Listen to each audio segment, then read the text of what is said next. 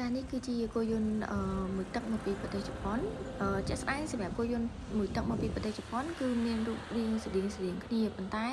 បើនិយាយពីមុខងារវិញគឺអត់ដូចគ្នាទាំងអស់ទេអាចជាគ្នាបន្តិចចា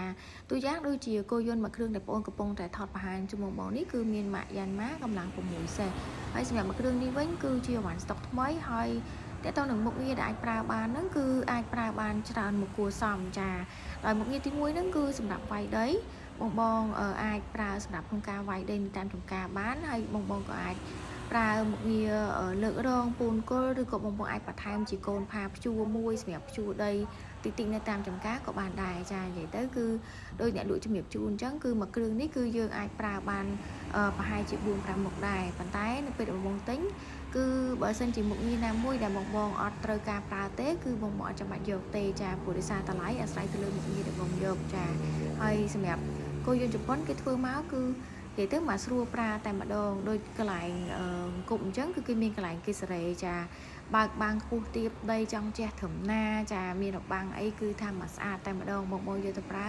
គឺអត់ខុសបំណងហើយសម្រាប់បងដែរមានតម្រូវការគោយន្តខ្នាតតូចចាគឺជាប្រភេទគោយន្តសាំងចាគឺកន្លែងគេសេរីចាបើកបាំងគេមានកលៈគេសេរីខ្ពស់ទាបធំណាអីគឺបងអាចសេរីតាមនឹងបានហើយសម្រាប់មួយគ្រឿងនេះគឺយើងអាចបន្ថែមជាផាព្យួរបានហើយសម្រាប់ដីបងដែលមានស្មៅច្រើនចាគឺបងពិបាកក្នុងការសើយដីឲ្យដាច់ស្មៅព្រោះដោយសារបើស្មៅបងខ្ពស់គឺវាសើយដីអត់កើតទេវាត្រូវការកាត់ស្មៅជាមុនសិនចាបើមិនចឹងទេស្មៅនឹងគាត់ជារូបមកអញ្ចឹងបងក៏អាចបន្ថែមជាកាត់ស្មៅខាងមុខក៏បានដែរចាគឺបើបងបន្ថែមកាត់ស្មៅខាងមុខទីគឺកាន់តែអេមតែម្ដងចាគឺ